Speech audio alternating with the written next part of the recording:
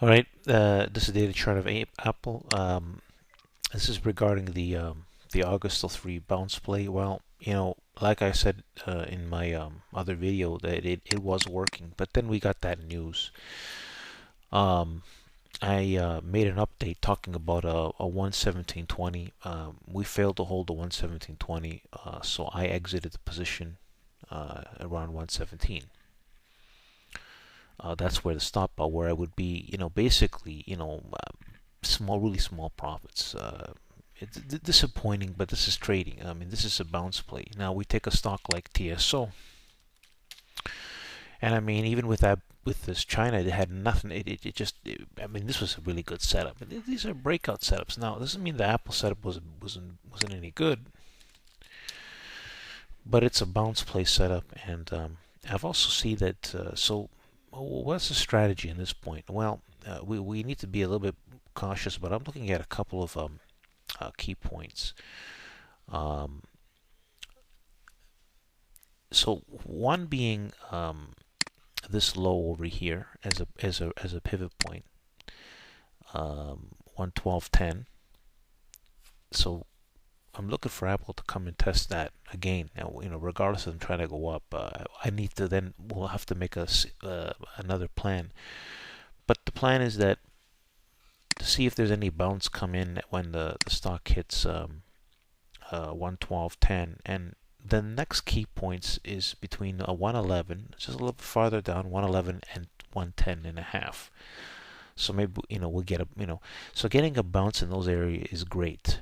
And then if we do get a bounce in that area, there could be an entry point which I'd have to make an update on, or another pivot point would be to see how the stock trades above 1550, and and pushes through 116. This is a possibility as I'm seeing now, and this can all change.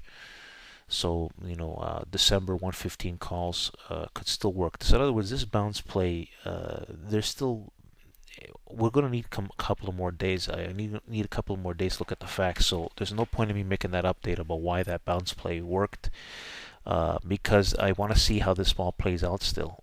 There is a plan B, which is to see. Um, that's my kids. Which is to see what happens at those key pivot points, the 112, 112.10 area, followed by 111 to 110.15, and of course the 1550 is a pivot point. But I'm not, without testing lower first. I need more information. So it's a matter of what happens when we test, and do we get any kind of bouncing action in the 110 to 111 area. Let's say a 2-point bounce off of that area might generate a signal. I would have to make a comment. So it's a matter of we're avoiding. There's no position in this until we can see which I think we could. There's a good chance there's going to be a bounce coming soon. But I think they test it first, and we'll have to see. Um, it affected Apple. That news, rate China news affected Apple, obviously. Uh, but it doesn't affect and this is the way market is. It doesn't affect fundamentals. So it's still bounce play, still in play. It's just that we closed at this number here, and that suggests to me that there could be a pivot point bounce coming in for the 110 to 111 area, 110 and a half to 111 area. So we need to see if that's tested first, and if there's a bounce from that, then we might be able to get an entry point within the 114 and a half to 115.50 area. And I have to make an update, of course, on that. So this is what I'm seeing right now. We're not far, but you know what? We need for it to test. We need to see what does Apple do, because if Apple can't can't bounce those areas, then this possibly wants to test even lower. I mean, we had a great bounce. You know, we went right through all this. I mean, this is one of those things where this market is just, especially for Apple, it's just being crazy like that. But the bounce play was working. I mean, it was nice profits being made. But this drop here, this was not how this supposed to work. It's like TSO, you know.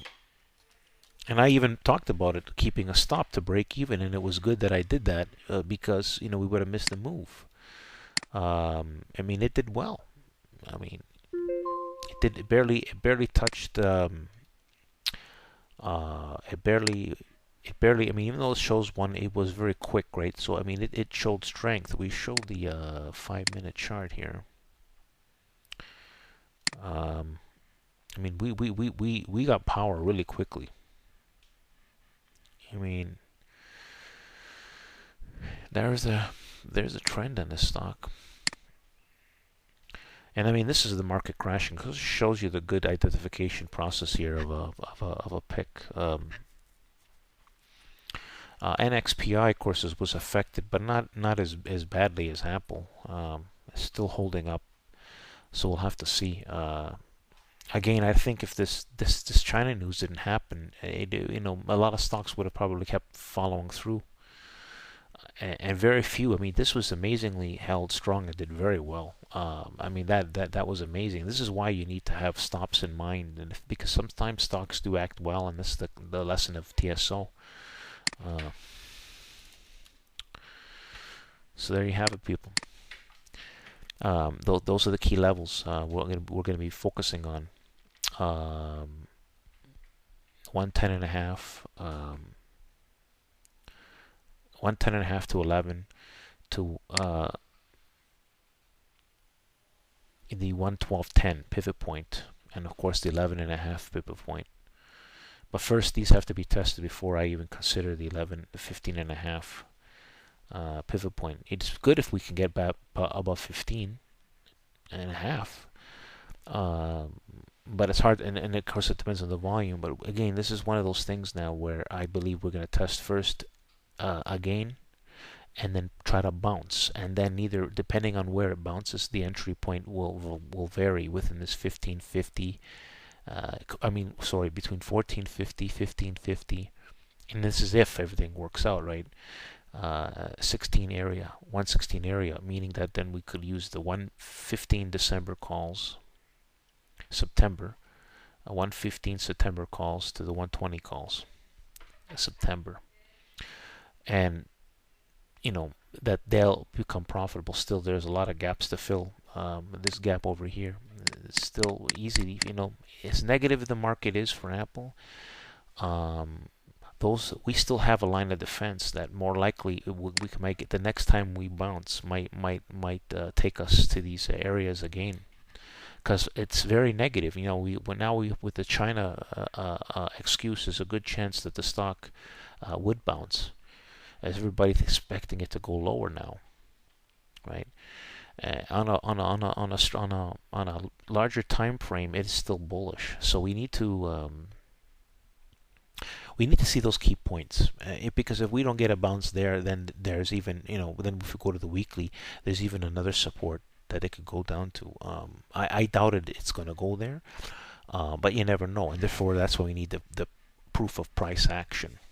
In the meantime, I'm focusing on the breakout stocks, NXPI holding its gains, and hopefully it breaks out. That would be a good sign for Apple. So TSO being very strong in the market, not being affected. We could get that bounce play in Apple. There you have, people. Thanks for listening. Like the video.